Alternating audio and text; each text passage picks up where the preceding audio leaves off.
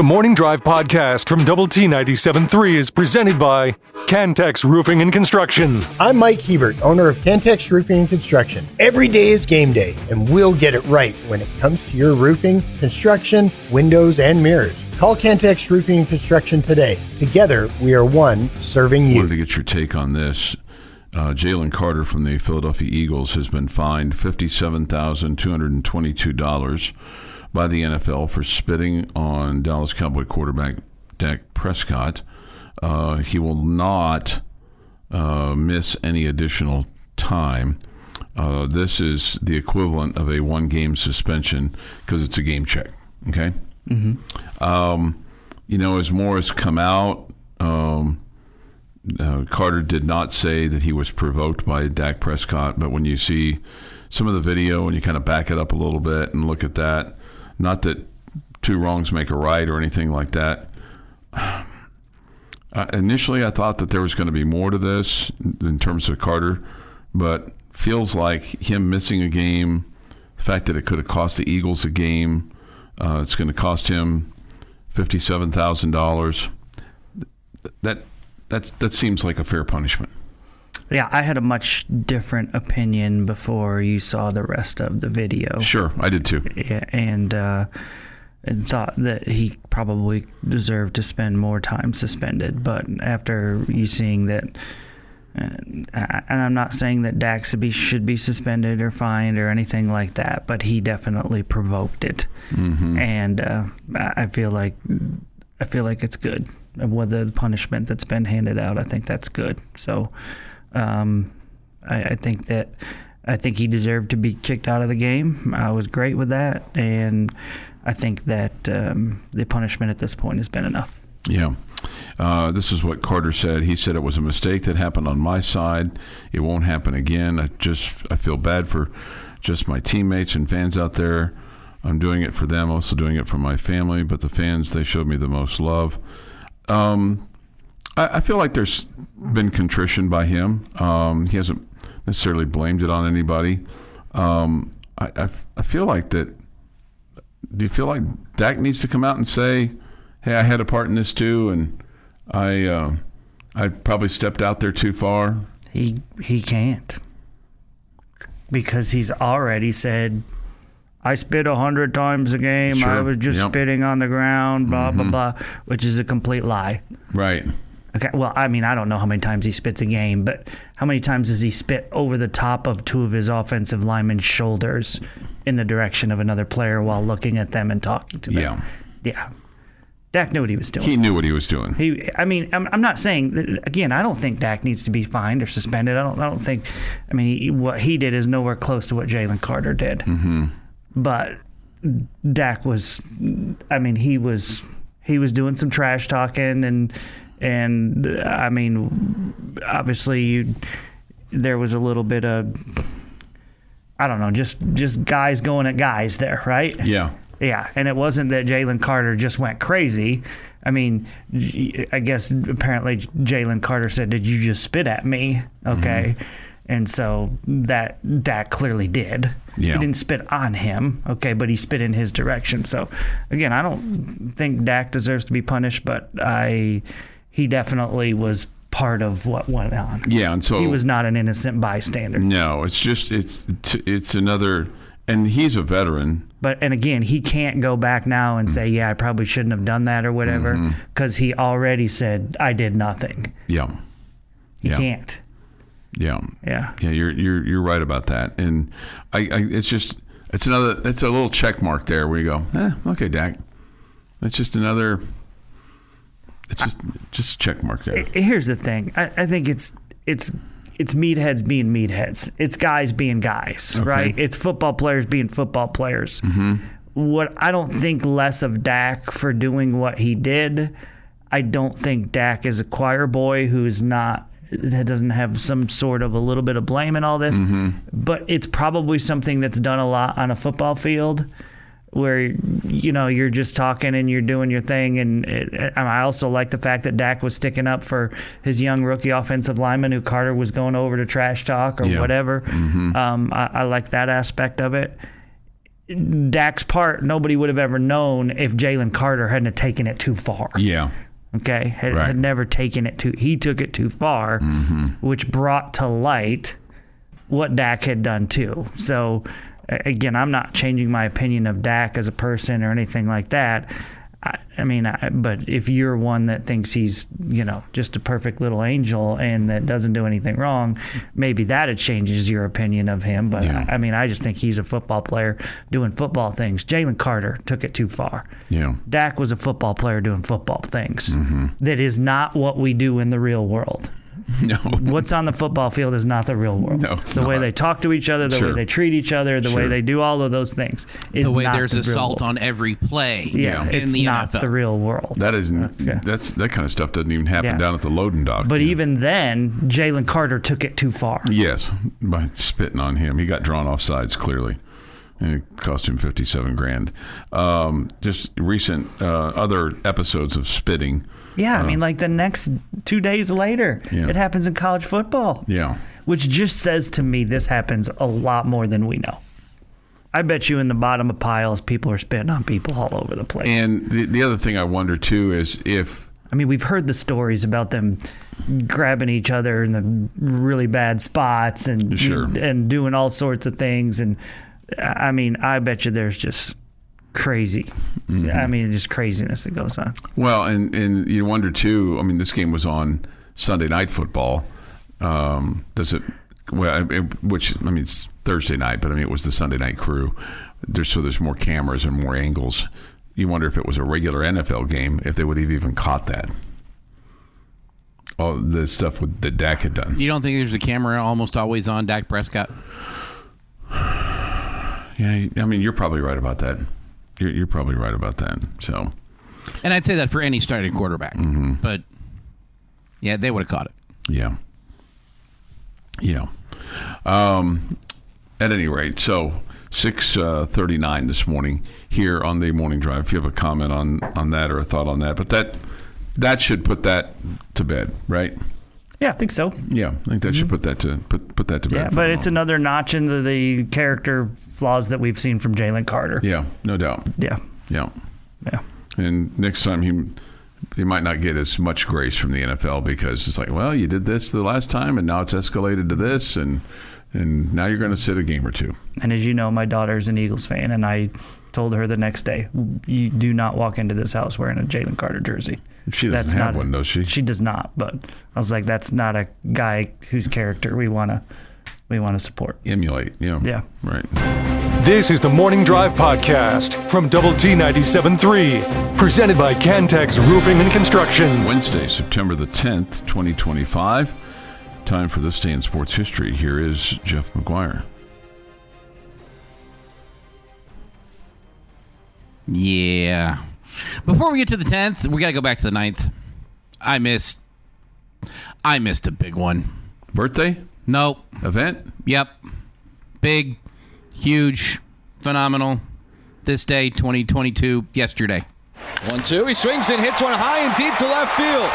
Back on it is Toppy at the track, at the wall. He leaps out of here! Welcome to the big leagues! Josh Young, a home run in his first career big league plate appearance. And the Rangers are on the board as he touches home plate with a smile. Josh Young, a big league debut to remember. His first big league hit just barely sneaks beyond the wall in left center field. 2 years ago? 3 years ago? 2022. 2022, 3 years ago.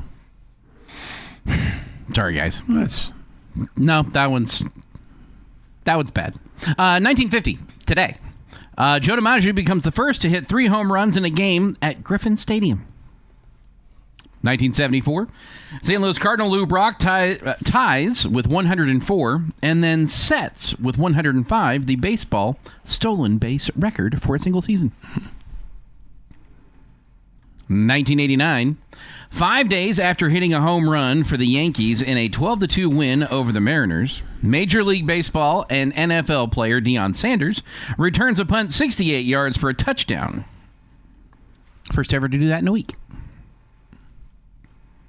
1995, U.S. Men's Open Tennis. Peter Sampras wins his third U.S. title, beating fellow American Andre Agassi 6-4, 6-3, 4-6, 7-5. I don't think I've ever heard him called Peter before. I was thinking the same thing. Definitely Pete. It's just funny how it changes the feel of it. Right. Actually, Peter is like, wait a minute. It's Never. Pete. I mean, and some guys named Pete always go by Peter, right? Yeah. Like, you don't say Pete Frampton. No, it's definitely Peter Frampton. Yeah. Right? And, yeah, that was funny. But it wasn't funny that he beat Agassi. No. It's also... I don't want to... Sampras owned him in major finals. He owned a lot of people in a lot of tennis matches. He was and pretty good. now he is basically forgotten with the three guys that just went through. Americans still love Pete. But he's not exactly been... He was never a guy that just put himself out there all the time either. No, definitely a quiet guy. Absolutely. Yep. He was the opposite kind of Agassi. Yeah. Like, complete. Which is weird that I was an Agassi fan and not a Sampras fan. That is weird. Yeah, my game favors Agassi more than Sampras. I don't have a big serve. Okay. I don't volley very well. I sit on the baseline. Okay. Ground strokes. And in 2022, Donovan Smith ran for 9 yards for a touchdown in a second overtime, lifting Texas Tech to a 33-30 victory over number 25 Houston. It is National Ants on a Log Day. So Ants. get your peanut butter, raisins, and celery out. Okay. Is that what that is? Ants on a log? Mm-hmm. Okay. Celery stick with peanut butter and raisins on top. I don't care for celery. I like peanut butter and I like raisins. Big happy birthday going out to former Texas Tech offensive lineman Brandon Carter, is 39. And one of our absolute favorites, Man, of course I met Chuck. That's my guy. Brandon Francis, turning 31 today. Wow, how about that? Randy Johnson, 62. Joey Votto is 42. Ben Wallace, 51. Jay Williams is 44. And we'll do it live. Mr. Bill O'Reilly is 76. Okay. You've seen that video. Yeah. Okay. And on this day in 1897, 25-year-old London taxi driver named George Smith becomes the very first person to ever arrested for drunk driving after slamming his car into a building. Smith later pled guilty and was fined 25 shillings. In the United States, the first laws against operating a motor vehicle while under the influence of alcohol went into effect in New York in 1910. In 1936, Dr. Rolla Hager, a professor of biochemistry and toxicology, patented the drunkometer, a balloon-like device which people would breathe into to determine whether they were inebriated or not.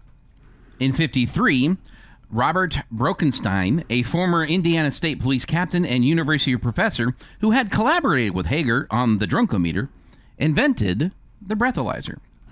A more practical device and a scientific test available to police officers to establish whether someone had too much to drink.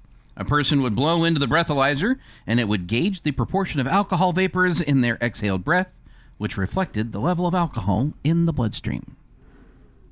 And that is this day in sports history. All right, this day in sports history. I now want a drunkometer. Drunkometer. That just sounds like something fun to have. Like for the studio, or you think, or do we need do we need that? I think we need something a little more sensitive than the drunkometer, but Okay. For up here. But just to have that sitting on a coffee table somewhere and be like, "What's that? Oh, that's the drunkometer." Okay. Because it's such a ridiculous name that people would think it's fake, but that's his actual name. Okay. The drunkometer. 6:51 this morning here on the morning drive. Jamie, I'm still puzzled. You know, we got this news during our show yesterday with regard to the Big 12 officiating crew and the reprimand for allowing a punt to occur on a free kick, which is in violation of a rule. And the Big 12 has removed that officiating crew from its next scheduled assignment, which was scheduled to be Friday. It just seems like an awful lot for not very much. So you almost wonder, was that crew on some kind of double secret probation? Is this the Big 12's way of saying you got to get it right, or you know, you're going to miss a game? Because it seems like the penalty it didn't affect the game at all. I mean, whether you kicked off or punted in that situation. I mean, they got it wrong, and why they got it wrong, don't know. Don't know if maybe the drunkometer wasn't in full force there, but it just seems odd. Yes, a lot of it seems odd, right? I mean, I was watching that game, but I was flipping back and forth between other games, and so I clearly must have missed it. But if you were watching the game and you saw somebody score a touchdown, whether or not they missed the extra point, which they did. Kansas blocked it, yeah. Okay, whether or not they missed the extra point, and somebody went to kick off and they punted, that wouldn't have, said to you, whoa. What is that? It would have me. Absolutely. I've never seen anybody do that for a kickoff. I would have assumed if they did it or tried to do it, that it was illegal because A, there was no flags thrown, and B, clearly their special teams coach thought it was legal. Yes. Right? Sure. Okay. So I think somebody on the chat line during the afternoon show yesterday mentioned that maybe that's just because this is so blatantly wrong, and they let it go. Watching and listening back to the game, the TV guys questioned it for half a second. I mean, they were like, Missouri's going to kick off now. No, they're electing to punt it. Oh, well, they'll grab it and run it out to the 25. Okay, 1st and 10 there for Kansas. So they questioned it. You could hear it in their voice, but then they just let it go, which is, I'm assuming, is just like, I would have thought if I saw them line up to kick off and they punted it and then no flag was thrown, I would go, oh, I guess I didn't know that rule. I didn't know you could do that. Yeah, it's almost like they treated it like a safety. Exactly. That's exactly what they did. And it wasn't a safety. I mean, it wasn't a safety. It was a touchdown, and they happened to get the extra point block, but it doesn't matter. Either way, you're kicking off normally. So it almost feels like the officials got caught off guard and they just said, whatever, let it go. And so they're punishing them for being lazy, I guess. You guys need to get together and talk through this. But it sure sets a precedent for the rest of the year with the Big 12. That if you miss something, you're going to miss a game, right? Well, it's dangerous. If you don't know the rules, you're going to miss a game. Yeah. This is the Morning Drive Podcast from Double T 97.3, presented by Cantex Roofing and Construction. Jamie Lent and Jeff McGuire. I'm Chuck Heinz. It's great to have you with us today here on the Morning Drive. We have a couple of birthday boys with us today, Jamie. Paul, earlier this morning, and I'm sorry I missed it if he's already taken him to school and all that kind of stuff. This is 45 minutes ago. They were headed to their favorite breakfast spot. I don't know where that is with his son. He's 15 today, and so proud of him. Good job. Paul, awesome. Next year he'll be driving you to the breakfast spot because he'll be 16. He may already have his learner's permit. And then our friend Washed Up Guy. He said, good morning, fellas. I'm happy and feeling great looking back today on 74 pretty good years of life on this earth. May God bless us all. Washed Up Guy. He looked pretty good when I saw him at the stadium on Saturday. He was upright. That's good. Mm-hmm. That's good. Yeah, he was standing near the front gate. It looked like I was greeting people at the front gate, and I was greeting a number of people. I think that is in my future at some point in time. You're going to be a Walmart greeter? No, just I think I'd rather be. I don't want to be stationary at any one specific spot, but I'd just like to be a greeter, like at the stadium or at the arena, kind of an ambassador. An ambassador. Yeah, I'd like a jacket, jacket and kind of a badge or something. It says ambassador. We're running a commercial for kids having little air tags in their shoes for the Skechers things. Yeah, we need to get those for dress shoes for Chuck. So some of us can know where he is at all times when that happens. He'll never know about it. We'll just, hey Chuck, we got you some new shoes. Try these on, and he'll enjoy them because they look sharp. Anyway, I was waiting on the little phenom and the lucky lady, and I was greeting people and talking to people as they were coming in, just as being a friendly fan. So this greeter person, and you're going to walk around the arena and just be an ambassador. Yeah, just say welcome to town, welcome to Lubbock. Okay. Yeah. Do you expect diplomatic immunity? Do you know that? Because you're going to have. If you're walking around, you're not going to be able to watch the game. Oh, this would just be before. He never watches the game anyway. I do too. That is a misnomer. I spend a lot of time watching the game. I do feel like when I'm a older retired gentleman, I would love to be an usher at a ballpark. I think that would be fun, but I want to be out there where I can see the game. Yeah, right. Yeah. And after the game, as I was leaving the post-game press conference, there were some Kent State people there, and I said, "Hey, thanks for being here. Welcome to town." Do you get that on the road with the baseball team? Do they say, the fans say, "Hey, thanks for being here," or "Hey, it's good that you guys are here," or "Travel safe," or anything along those lines? Do fans talk to you at all as you're leaving the ballpark, coming or going? I don't think so. Okay. Not usually. Okay. Not usually. Well, if I walk by somebody, and I happened to walk by somebody who was from Kent State the other day, I said, "Hi, how are you?" Just kept walking. We didn't really stick around for an answer. No, I just said, "Welcome to town. Thanks for being here." Yeah, I'm just trying to be a friendly foe. I do make a point to say hi. Well, I hope you guys had a good time. To Kent State fans, if for no other reason, when they go home, they can't say that every Red Raider fan they ran into was a complete jerk. That group can't say that. Yeah. Yeah, I don't know if I just got handed to me by 48, and somebody says to me, "Hope you had a good time." But probably not going to take that great. I say it with wasn't the outcome you guys wanted, but otherwise I hope you guys had a good. Hope you had a good trip. It's a whole lot of words to somebody that you've never met. Right, but they can't then go home and say that everyone was a jerk. I agree, Jeff. I've said it many times before. Very similar to that. I always try to be polite. I don't try to have full-on conversations with them, but I try to be polite for the thought that no point they can never walk away saying every Texas Tech fan I met was an idiot. Yeah. Okay?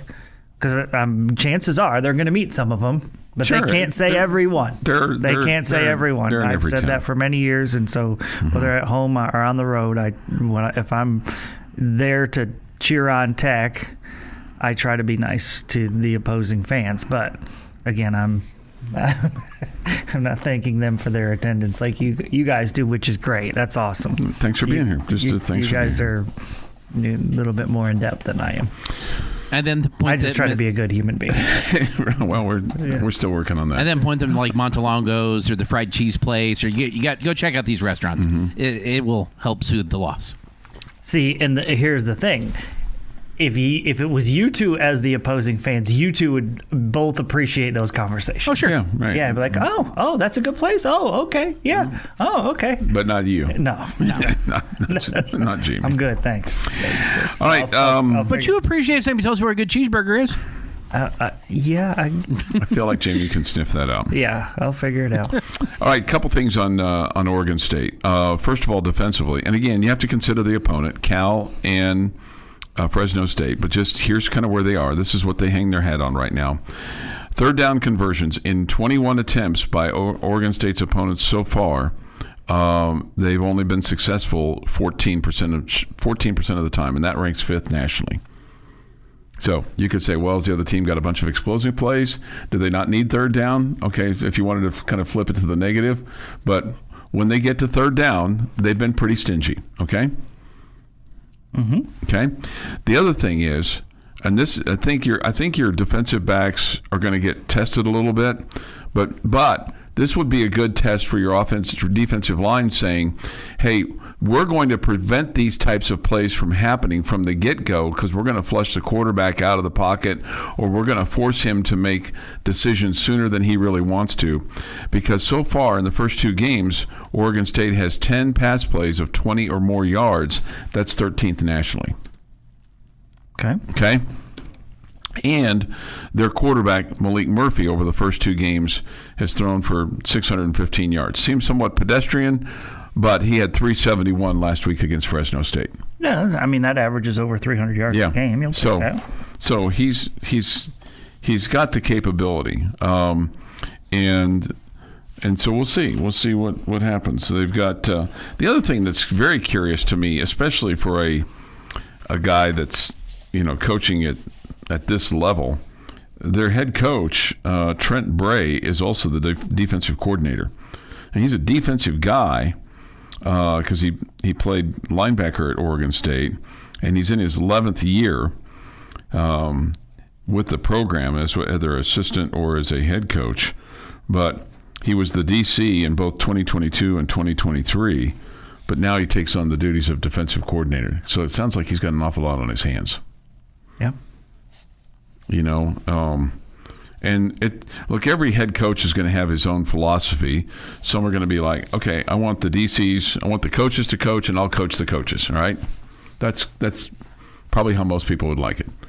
His job is Coach McGuire's job is shake hands, kiss babies, manage the team, manage the roster, coach the coaches, set the tone, develop the culture, all those kinds of things. Other coaches may have chat with level at halftime. Yeah. Yeah. Right. Here's something to consider about Oregon State just as you're watching the game. Since 2021, when they rush the ball at least 175 yards, they're 25-6. When they're under 175 yards, they're 5-17. They rushed for 65 against Cal, lost. 140 against Fresno State, lost. So they're going to want to throw that ball. Okay. Just got to defend it. Your daily dose of sports and fun. This is the Morning Drive Podcast from Double T 97.3, presented by Cantex Roofing and Construction. Jamie's question of the day on Double T 97.3 is brought to you by Connecticut of West Texas. All right, gentlemen. I will learn from my mistakes and not claim that there are no wrong answers that's today. Probably good. But I will ask you what I feel like is a pretty wide open, simple question that everybody should be able to get a right answer because it's your opinion. Okay. All right. Do the best we can. I'll try to pay complete attention to what you're saying today. 2 questions, 1 positive, 1 negative. Okay. What player has been a bigger factor and impressed you than you thought he was going to be? And what player has been quieter than you thought he was going to be? Quieter.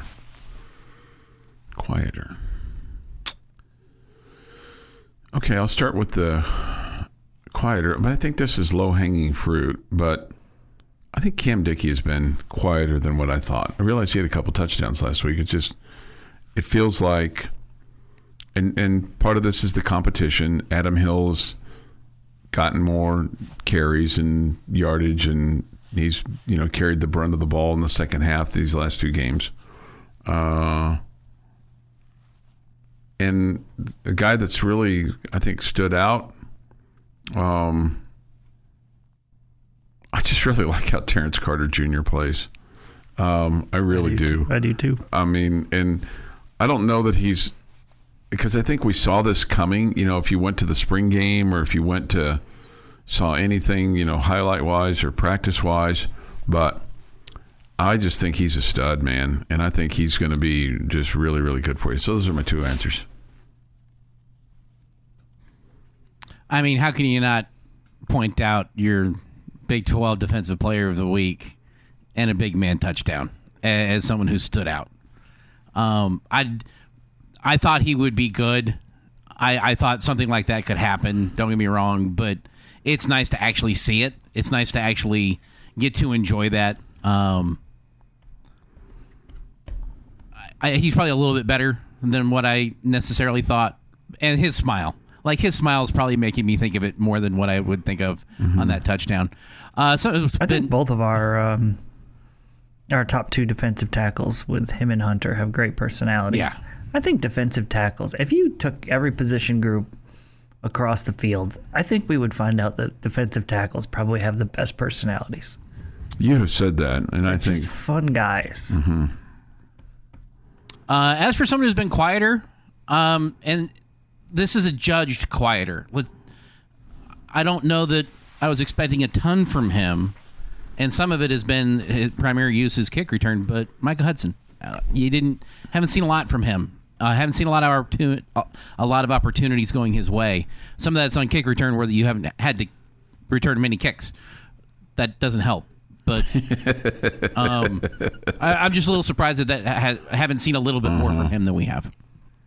Okay, the guy that I'm surprised with that I think has been really good, his numbers might not bear it out because of the penalties, is Tristan Gentry. I think he looks like a legit, really good return man, both in kick game and punt game. And I just, didn't expect him to make as big of a contribution as he's making so far. If we could just clean up the penalties, we would be talking about him probably being a special teams player of the week once or twice already this year. So he's been impressive. So I'm going to go with Tristan Gentry. The guy that I feel like has been quiet is Caleb Douglas. I mean, he's got 5 grabs through 2 games. Yeah, that's a good point. 81 yards, hasn't scored a touchdown yet this year. I expect him, and still do expect him to be the lead guy for whatever reason. And I'll tell you, this past game, I paid special attention to it. Like, I was watching away from the ball, watching him. He's one of the guys I really root for. And he's getting open. The ball's just not coming his way.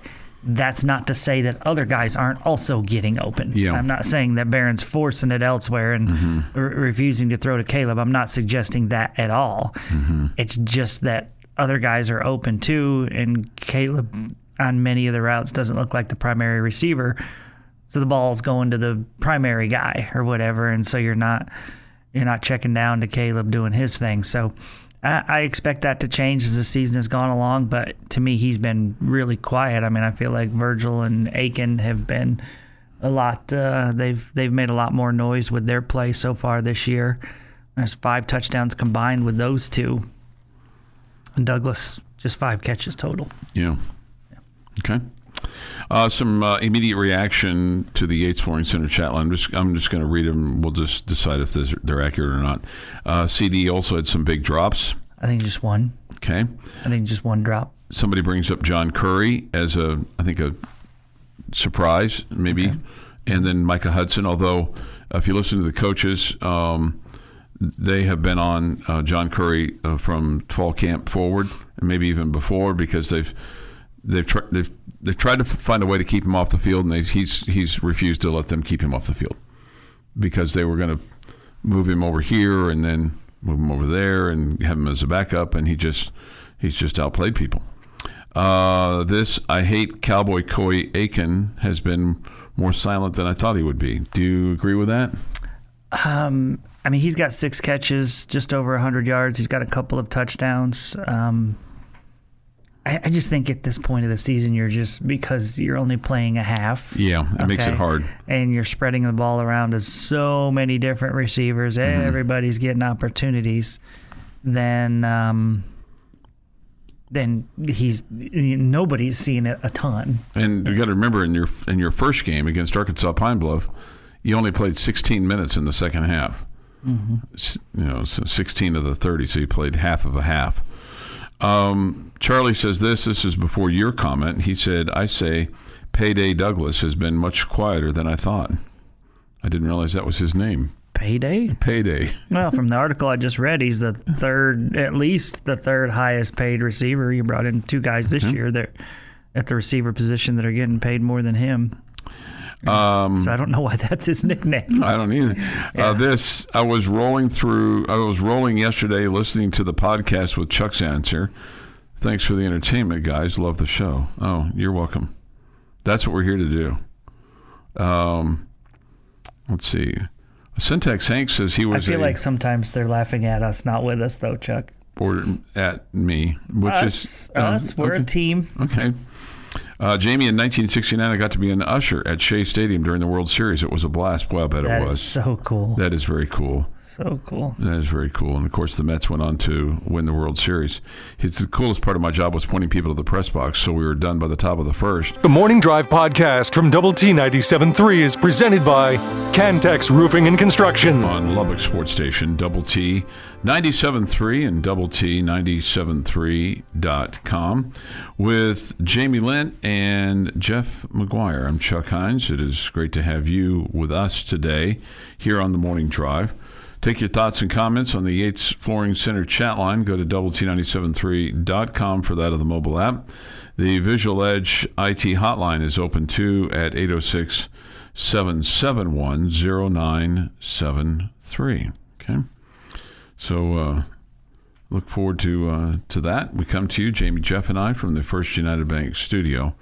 I was trying to do a quick look, and I can't find it real quick, to see if Hellman makes the catch to end the inning and then leads off the inning with the home run. I don't think that was the case, but I was going to ask you, that's kind of the standard broadcaster. Oh, hey, you make a great catch and you're the first guy up. You know, it seems like that happens quite a bit.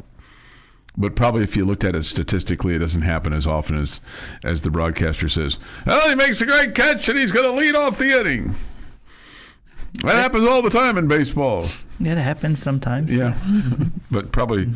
See, I think it gets pointed out more when he makes up for his error in the previous inning and hits a leadoff home run in the next inning. Like, that feels like that gets brought up more. Yeah, he did not lead off the bottom of the fifth. There were two guys in front of him, so because it was a 2-run home run, right? So, of course, there had to be somebody ahead of him. That is how a 2-run home run works. Not only was someone ahead of him, but they had gotten on base. Unless it was the 10th. Unless it's the 10th, then you've got the ghost runner, the zombie runner, whatever you want to call him out there. On stupidest rule in baseball. That's what I want to call it. Yes. We're all in agreement there. We get this from Paul. He was out with his son at breakfast, and he had a Double T 97.3 listener wish his son a happy birthday a while ago. It's just power of the morning drive. That's the power, man. That's pretty cool. That's pretty cool. All right, so good for you, Paul. Good for your son. Jeff says this: I hate the January portal entry. I think it should be after spring ball, but this is why schools hire general managers to handle those decisions and let the coaches coach in the championships. Now, I think that's well said. I think it's more about the players having to make those decisions, and maybe the end of the bench guys that. And you don't, because you never know. I mean, the end of the bench guy might be best friends with the starting quarterback, and it gets in the guy's head. Well, they're forcing my buddy out. I guess here we go. And he's got that in his head. Then his girlfriend's cheating on him, and the next thing he knows, he throws 6 interceptions, and they lose the ball game. Man, that escalated quickly. And you go, what happened? Because, well, my best friend's told he's got to leave the team, and my girlfriend's over here, sleeping with the center from the basketball team, and now it's all in my head, and I got all jumbled up, and I couldn't focus on football, and we lost the game. Wow. Sometimes it happens like that, Jim. I don't think how your mind works, Chuck. I don't think it does. Okay. Yeah. Sometimes it. You want to give me an example? No, I mean, that was just a theory, just hypothetical. Yeah. A hypothetical thing that could. I'm sure there's been plenty of times where guys have played bad because they've been in a fight with their girlfriend or whatever. Yeah. I'm sure that's the case. If our quarterback is playing badly because his friend who's a defensive back is leaving the team, we got a really weak-minded quarterback. Yeah. I just got a wow from the lucky lady. I don't think she was wowing at pictures that I sent her last night. I mean, you've only eaten your breakfast smoothie this morning, Chuck, and it's made by the Lucky Lady, right? Please don't ever again mention pictures that you sent to the Lucky Lady the night before, okay? No, these are please, just pictures of the phenoms. Please. Yeah, did a collage. I'm not speaking from personal. I'm not speaking from personal experience. The portal makes girlfriends cheat. Okay. Yeah, I don't know how we got there. Sometimes it escalates quickly. The Lucky Lady makes your slushy, your little thing every morning, right? Yeah. She puts nothing in it. Are we sure? Could she? That's all you had to do. Does she mind? What would If you we like? ask nicely. What would you like her to put in it? Anything to make it stop. Some reality pills. Reality pills. Well, I take 7 pills in the morning, so I guess I could add a reality pill to it. Yeah. I took a lot of drugs this morning, so I think you can even get those in gummies. So I've never done a gummy. Could we get him in Flintstones? Could we get him in those? That might help. Okay. This from the Yates Flying Center chat line. I made one great catch in my baseball career, diving catch in foul territory, which wasn't the most graceful dive, but it was a diving catch. Led off the next inning, hard hit single up the middle. I thought, hey, it really does work getting a hit after a great defensive play. there's probably, I mean, the fact that you're feeling good about things. Sure, yeah. Maybe you're less in your head. You're like, man, that was really cool, that play I made. Yeah. I'm a stud. You got confidence coming to the plate. Right, all those things. There's probably some truth in that, right? Mm-hmm. Just like a guy makes a good defensive play, blocks a shot or whatever, gets to the other end, and all of a sudden the basket list just looks huge for him. Right. Yeah, because no matter what, you made a great play. Right? Yes, sir. Yes. At that point, Chuck, you're playing with house money. You are playing with house money. Yes. You're catching on, man.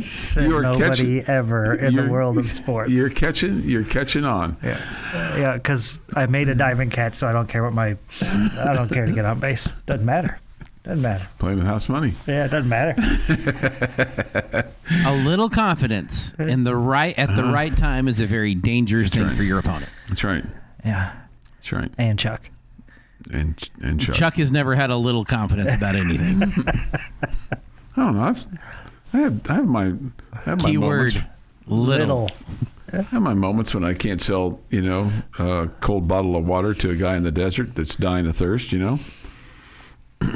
Must be like me. He refuses to buy singular bottles of water.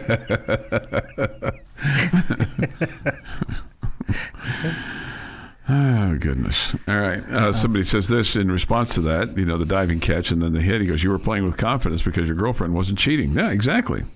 Yeah. The green grass grows all around.